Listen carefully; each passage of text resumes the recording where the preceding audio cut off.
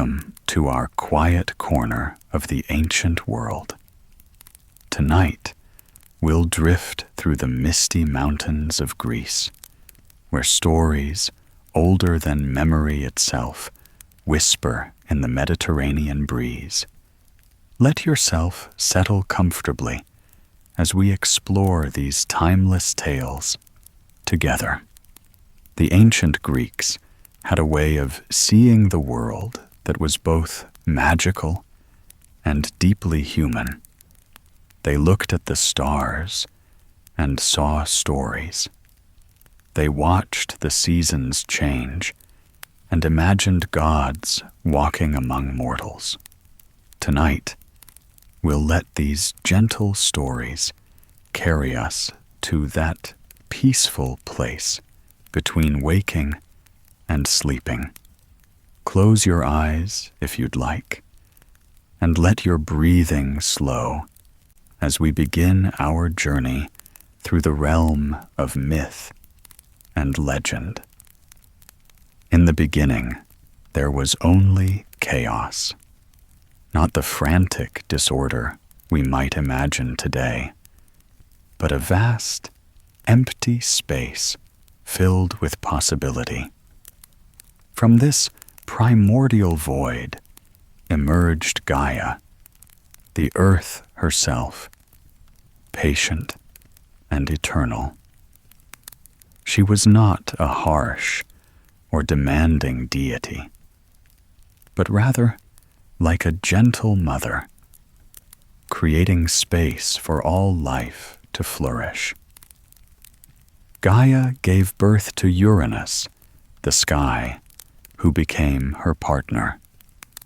Together, they created the first children of the world, the Titans, enormous beings who would shape the landscape of Greece. These weren't the angry giants of other mythologies, but thoughtful, cosmic forces who moved slowly and deliberately across the ancient world. The Titans had names that rolled off the tongue like a lullaby. Oceanus, who governed the great river that the Greeks believed encircled the world. Tethys, his gentle wife who ruled the sea. Hyperion, who brought light to the world.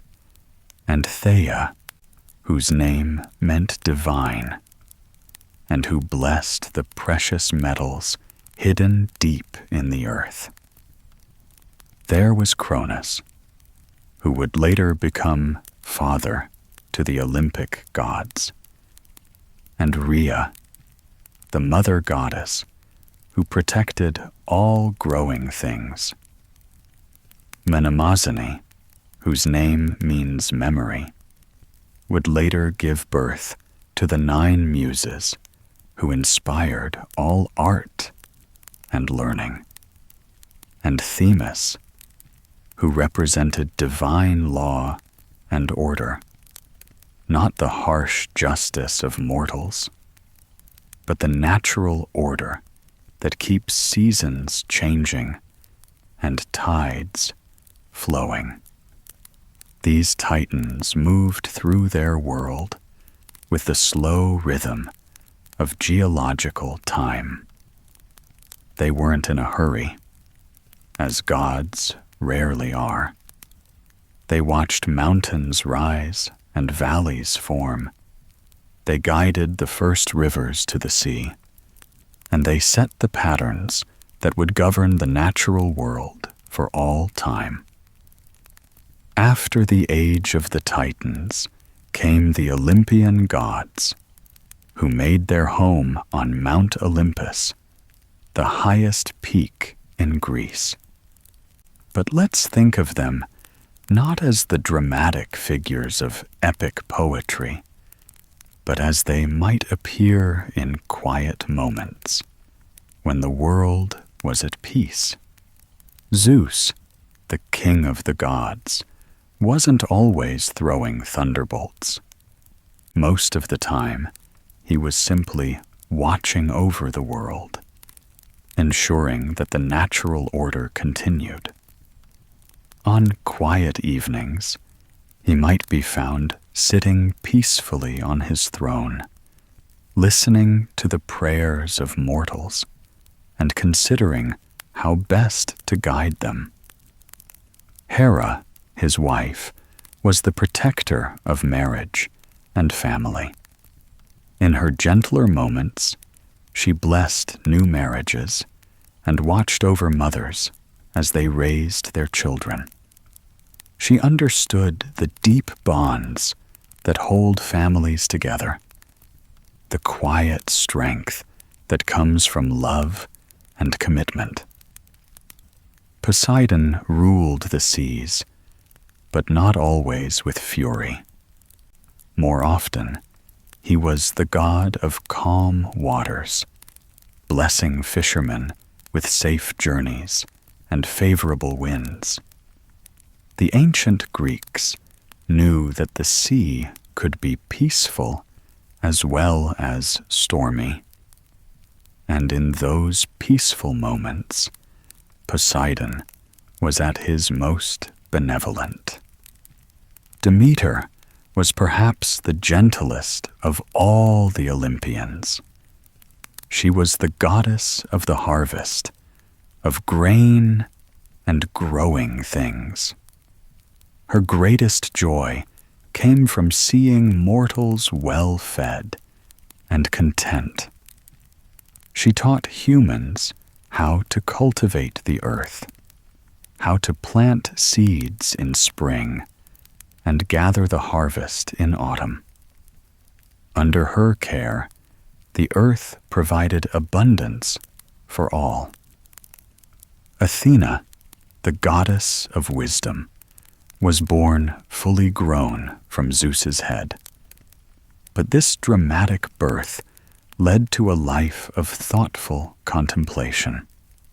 She was the patron of Athens, teaching its citizens the arts of civilization, not just warfare, but weaving, pottery, and the peaceful crafts that make life beautiful. Apollo, the god of music and poetry, spent his days inspiring artists and musicians. His lyre could soothe the wildest beast or calm the most troubled heart. He was also the god of healing, working quietly to cure diseases and ease suffering. Artemis, his twin sister, was the goddess of the hunt and the moon. But she was also the protector of young animals and the guardian of wild places. She moved silently through the forest, ensuring that the balance between predator and prey was maintained. Aphrodite, the goddess of love, wasn't just about passionate romance. She also governed the quiet love between friends, the gentle affection of family members, and the deep contentment that comes from being truly cared for. Hephaestus, the craftsman god, worked at his forge, creating beautiful objects, not weapons of war, but jewelry, furniture, and art that brought joy to both gods and mortals. His workshop was a place of creative peace, where the rhythm of hammer on anvil was as soothing as a heartbeat. Not all Greek myths were filled with drama and conflict. Many were gentle stories about the quiet moments in the lives of gods and mortals, tales that celebrated the simple pleasures of existence. There was the story of Baucis and Philemon, an elderly couple who lived in a small cottage in the countryside. They were poor in material things, but rich in love and kindness.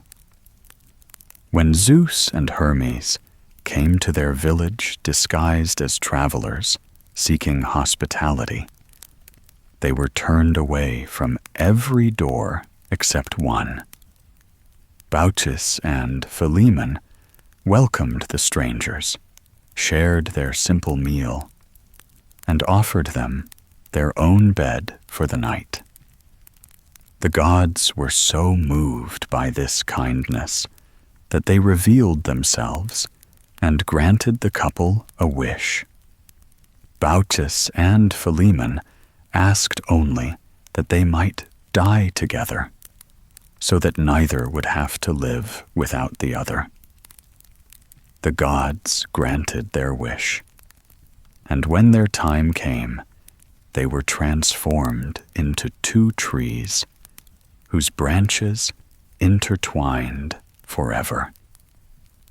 Another peaceful tale was that of Endymion, a shepherd who was so beautiful that the moon goddess Selene fell in love with him. She would visit him each night as he slept, bringing him dreams of silver light and gentle breezes. Eventually, she granted him eternal sleep so that he would never age or suffer, and she could watch over him forever. There was Orpheus, the musician whose songs were so beautiful that they could calm wild animals and make trees dance. His music wasn't about conquest or glory, but about the deep emotions that connect all living things. When he played, the world would pause to listen, and for those moments, there was perfect peace. The story of Pygmalion tells of a sculptor who fell in love with his own creation, a statue so beautiful and lifelike that he wished she could be real. Aphrodite, moved by his pure love, brought the statue to life, and Pygmalion and his beloved Galatea lived happily together. These stories remind us that the ancient Greeks understood that the most profound moments in life often come not from great adventures, but from simple acts of love, kindness, and beauty. Beyond the famous Olympic gods, Greek mythology was populated with countless minor deities who governed the small, peaceful aspects of daily life.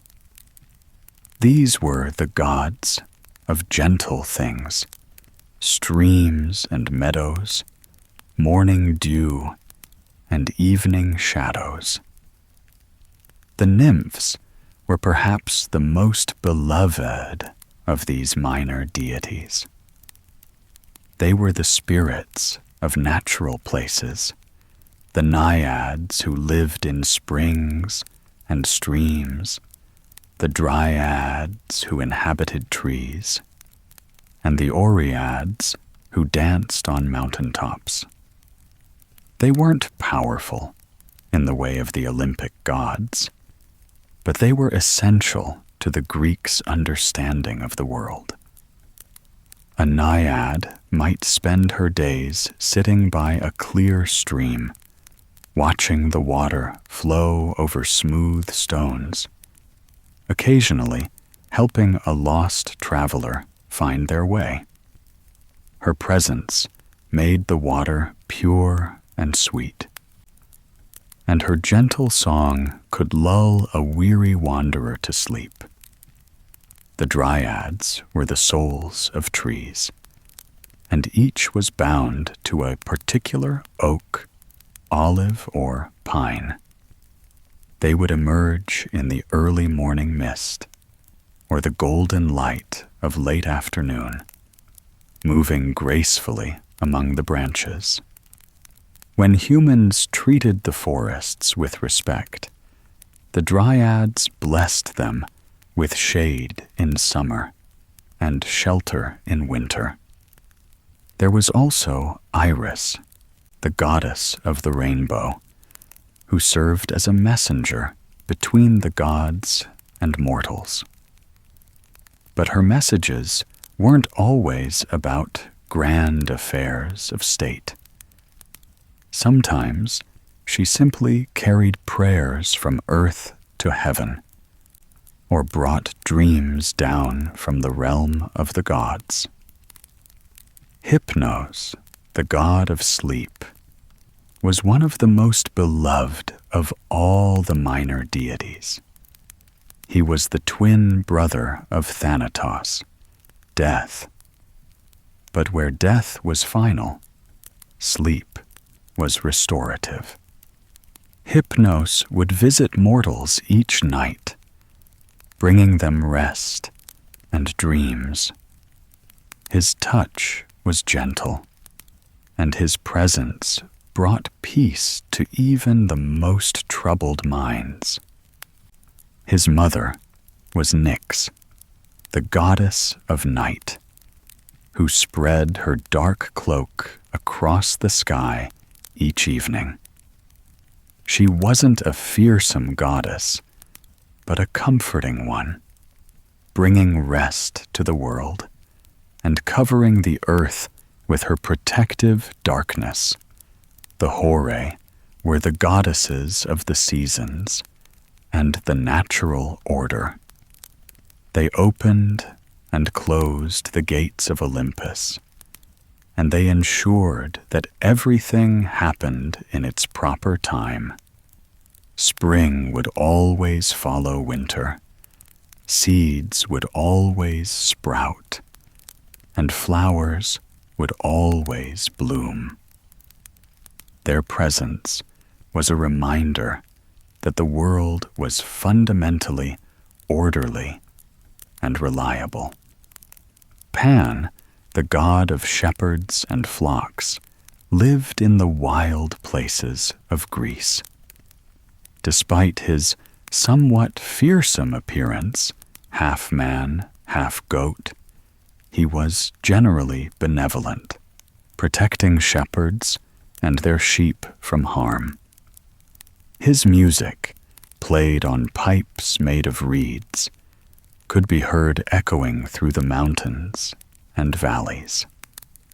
The great heroes of Greek mythology are often remembered for their dramatic adventures, but they also had quiet moments, times when they rested from their labors and enjoyed the simple pleasures of life.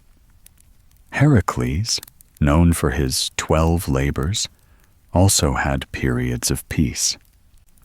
Between his great tasks, he would often stay with friends, enjoying good food and conversation. He was said to be excellent company, with a hearty laugh and a generous spirit. He loved children and was always gentle with them, using his great strength to protect rather than harm. Theseus, the hero of Athens, was also a wise king who brought peace and prosperity to his city. He established laws that protected the weak and gave everyone a voice in government. In his later years, he would walk through the streets of Athens, talking with citizens and ensuring that all were well cared for. Perseus, who slew the Medusa, returned home to live a quiet life with his beloved Andromeda. They ruled their kingdom with wisdom and compassion, and their reign was remembered as a time of peace and prosperity. Even Odysseus, famous for his long journey home from Troy, eventually reached Ithaca and enjoyed many peaceful years with his wife Penelope and son Telemachus.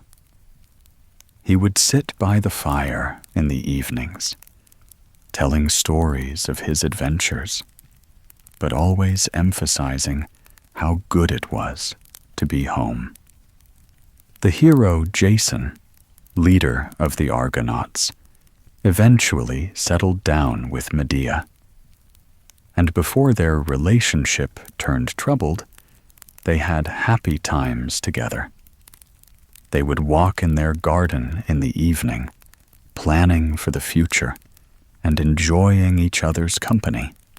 These heroes understood that the greatest victory was not in conquering enemies, but in finding peace and contentment. Their stories remind us that even the most adventurous lives include moments of quiet joy and simple pleasures. The ancient Greeks had many religious festivals and mysteries that were designed to bring peace and spiritual comfort to participants. These weren't dramatic public spectacles, but quiet, contemplative ceremonies that helped people connect with the divine. The Eleusinian mysteries were among the most sacred of these rituals. They were centered around the story of Demeter and Persephone, but focused on themes of death and rebirth, of the natural cycle that governs all life. Participants would fast and purify themselves, then take part in secret ceremonies that promised spiritual comfort and hope for the afterlife. The mysteries weren't about fear or judgment, but about understanding one's place in the natural order. They taught that death was not an ending, but a transformation, like the seed that must be buried in the earth before it can grow into a plant. The festival of Dionysus, while sometimes wild and ecstatic, also had quiet moments. Participants would drink wine and share meals, celebrating the gifts of the earth and the bonds of community. The god Dionysus represented not just intoxication, but the joy that comes from being fully alive and connected to others. There were also household rituals that brought peace to daily life. Families would make offerings to Hestia, the goddess of the hearth, asking for her blessing on their home. They would pour out a bit of wine for the ancestors, remembering those who had come before and asking for their continued protection. The Greeks believed that the gods were present in everyday life, not just in grand temples, but in the simple acts of cooking, cleaning, and caring for family. A mother kneading bread was performing a sacred act, connecting her family to Demeter's gifts. A father tending his garden was working with Pan and the nature spirits to provide for his household. These quiet rituals created a sense of peace and continuity, reminding people that they were part of something larger than themselves, connected to the gods, their ancestors, and the natural world. Greek mythology was deeply concerned with cycles, the cycle of seasons, the cycle of generations, the cycle of life and death and rebirth.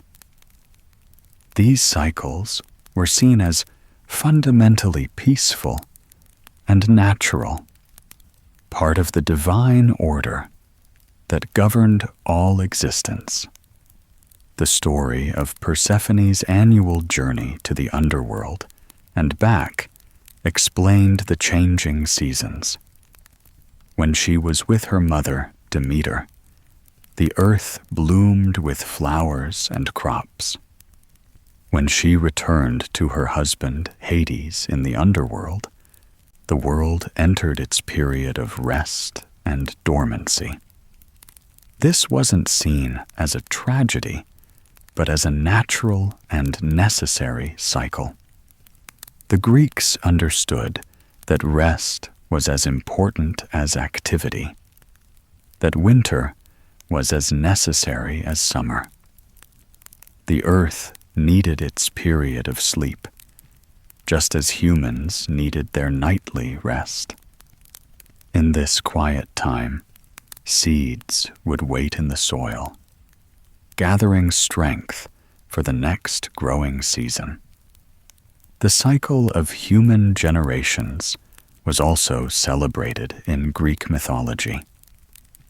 Parents would grow old and die, but their children would carry on their legacy. Grandparents would tell stories to their grandchildren, passing down wisdom and cultural memory. This continuity was seen as a form of immortality, a way that mortals could participate in the eternal. The myths spoke of a golden age in the past, when humans lived in harmony with the gods and with nature.